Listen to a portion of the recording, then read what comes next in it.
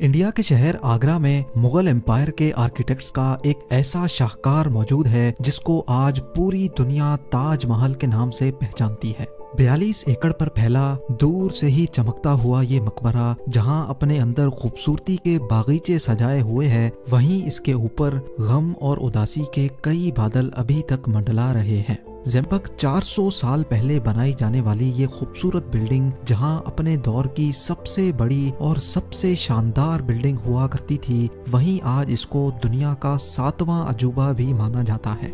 اس عالیشان structure کو بنانے میں 20,000 مزدوروں نے دن رات خون پسینہ بہایا، اور وہ بھی 1 یا 2 سالوں تک نہیں بلکہ پورے 22 سالوں تک۔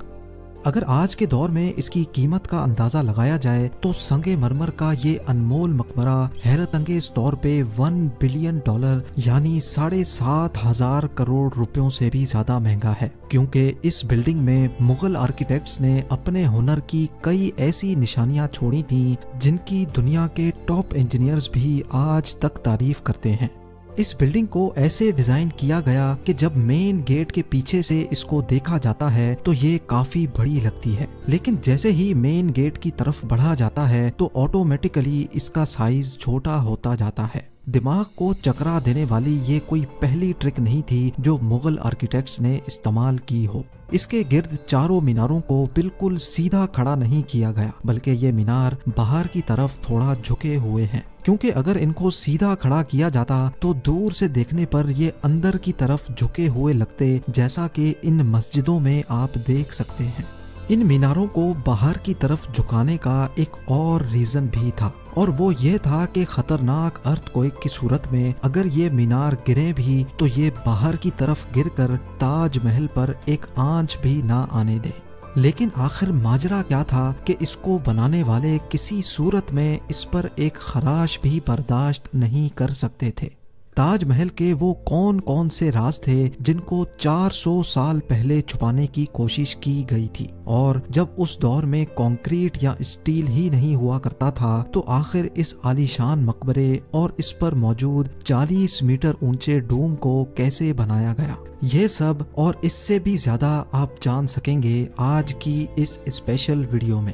ناظرین، یہ معاملہ اسٹارٹ ہوا تھا سن 1607 میں، جب انڈیا اور پاکستان کے اس خطے میں مغل امپائر کا ہولڈ ہوا کرتا تھا۔ اس دن مغل شہنشاہ کا سب سے چھوٹا بیٹا شہاب الدین محمد خرم 15 سال کا ہو چکا تھا، اور اسی کی سیلیبریشن کے لیے آگرہ فورٹ میں ایک عالی شان پارٹی رکھی گئی تھی۔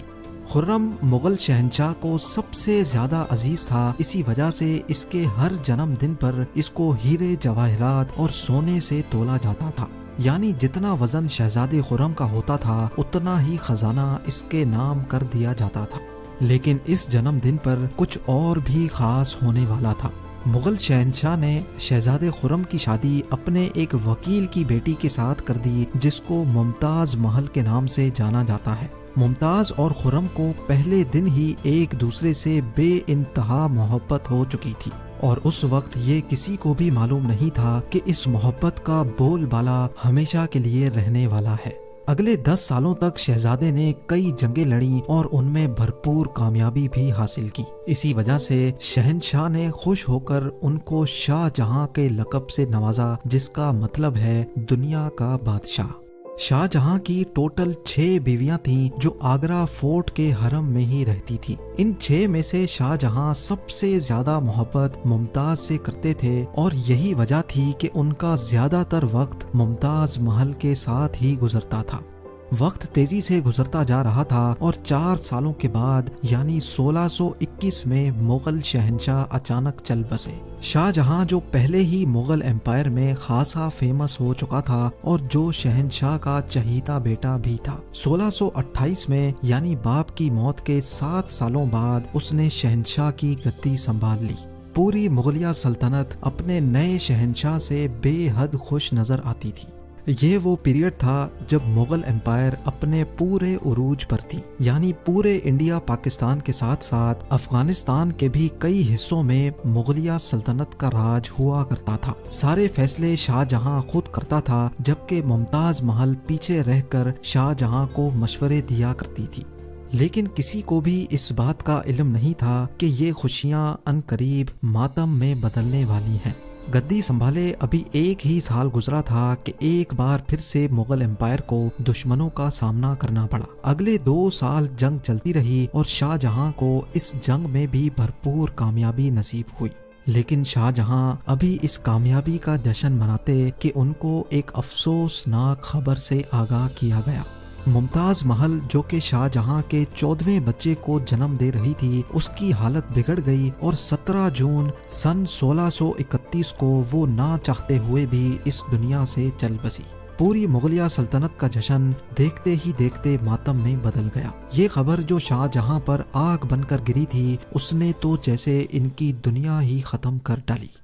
شاہ جہاں کی سب سے پہلی محبت اور ان کی سب سے عزیز بیوی ممتاز محل اس دنیا سے رخصت ہو چکی تھی۔ کہا جاتا ہے کہ اس غم کی پرچائی نے شاہ جہاں کو کالے اندھیروں میں دھکیل دیا تھا۔ اگلے 8 دنوں تک انہوں نے کچھ نہیں کھایا اور اگلے 2 سالوں تک نہ کوئی موسیقی سنی اور نہ ہی پرفیوم لگایا۔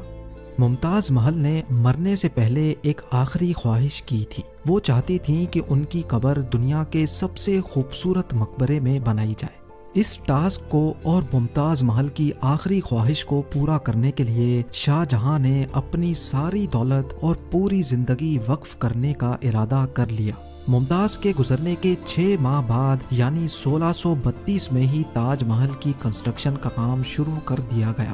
قریب 20,000 سے بھی زیادہ مزدور، پتھر تراش اور کاریگروں کو پوری سلطنت سے اکٹھا کیا گیا۔ لشکروں کے لشکر شاہ جہاں کے حکم پر آگرہ بلوا لیے گئے تھے۔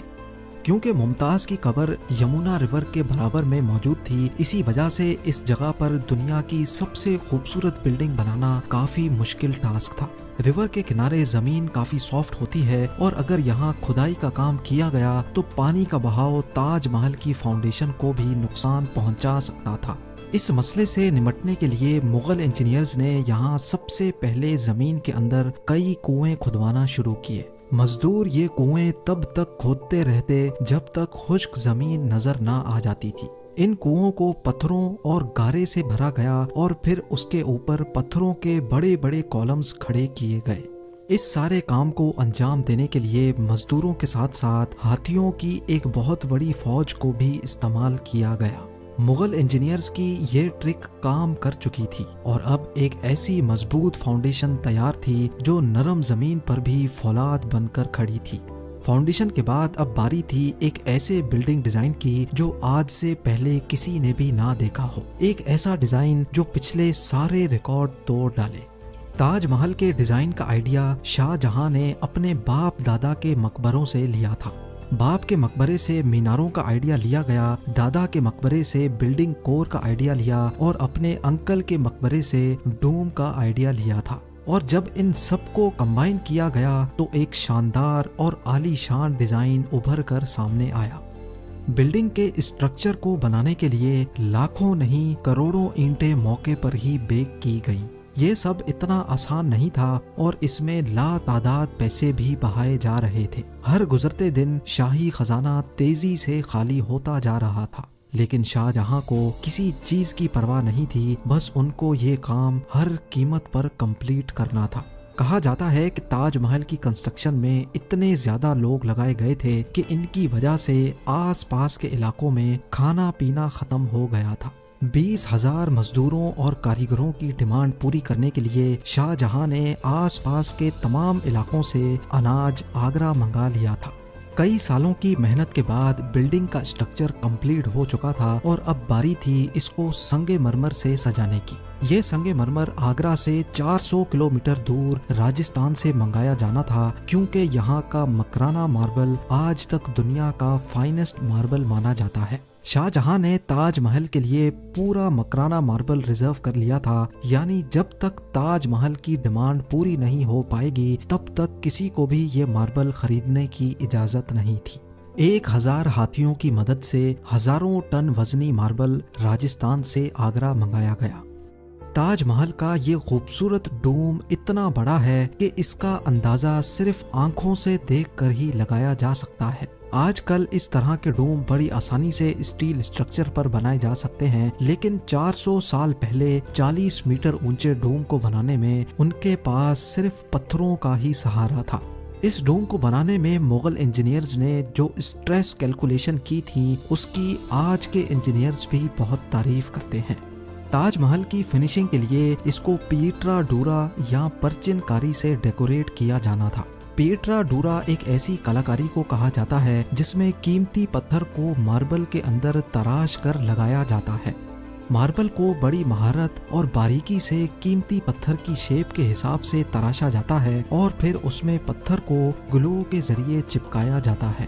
تاج محل پر استعمال ہونے والی گلو کوئی عام گلو نہیں تھی۔ کافی ریسرچ اور لیبارٹری ٹیسٹ کے بعد معلوم پڑا کہ یہ گلو شیرہ، لیمن جوس اور سنگ مرمر پاؤڈر کو ملا کر بنائی جاتی تھی۔ وہی سیم گلو آج بھی تاج محل کی رینوویشن کے لیے استعمال کی جاتی ہے۔ تاج محل کی خاص باتوں میں ایک بات یہ بھی ہے کہ یہ دن میں 4 مرتبہ اپنے رنگ بدلتا ہے۔ سورج نکلنے سے پہلے یہ بالکل بلیک شیڈ دیتا ہے، سورج نکلنے کے بعد یہ لائٹ یلو اور پنک شیڈ دیتا ہے، جبکہ دوپہر کے وقت تاج محل کی خوبصورتی کا نیا رخ دیکھنے کو ملتا ہے، نیلے آسمان پر جیسے موتی چمک رہا ہو، اور سن سیٹ کے وقت یہ پوری بلڈنگ گولڈن کلر کی دکھائی دیتی ہے۔ پورے 22 سالوں کے بعد سن 1654 میں تاج محل کی کنسٹرکشن کا کام مکمل کر لیا گیا۔ شاہ جہاں اپنی بیگم کی یاد میں دنیا کا سب سے خوبصورت مقبرہ بنانے میں کامیاب ہو چکا تھا۔ شاہ جہاں نے اس عالی شان عمارت کا نام اپنی پسندیدہ بیوی کی یاد میں ہی رکھا۔ ممتاز محل سے اس کا نام تاج محل رکھ دیا گیا۔ ہر سال شاہ جہاں ممتاز کی برسی پر یمنا ریور کے ذریعے تاج محل پر جایا کرتے تھے۔ یہ تاج محل کی ایسی انٹرنس تھی جس کو صرف شاہی خاندان کے لیے ہی بنایا گیا تھا۔ اس انٹرنس کی دیواروں پر دلکش نقاشی کا کام کیا گیا تھا جو شاید صرف شاہی آنکھوں کے دیکھنے کے لیے ہی کیا گیا تھا۔ شاہ جہاں کا یہ مہنگا ترین پروجیکٹ کمپلیٹ تو ہو چکا تھا، لیکن اس نے مغلیہ سلطنت کو تباہی کے کنارے پر لا کھڑا کیا۔ 4 سالوں کے بعد یعنی 1658 میں شاہ جہاں اور ممتاز کے اپنے ہی بیٹے نے شاہی تخت الٹ دیا اور خود مغل امپائر کا شہنشاہ بن گیا۔ شاہ جہاں جو پچھلے 30 سالوں سے اس تخت پر راج کر رہے تھے، اس کو قیدی بنا کر آگرہ فورٹ میں ہی بند کر دیا گیا۔ صرف ایک فیسلٹی ایسی تھی جو شاہ جہاں کو دی گئی، اور وہ یہ تھی کہ جس کمرے میں اس کو بند کیا گیا تھا اس کی کھڑکی سے وہ تاج محل کو دیکھ سکتے تھے۔ 8 سال قید میں رہنے کے بعد 74 ایئرز کی ایج میں شاہ جہاں بھی اس دنیا کو الوداع کر گئے۔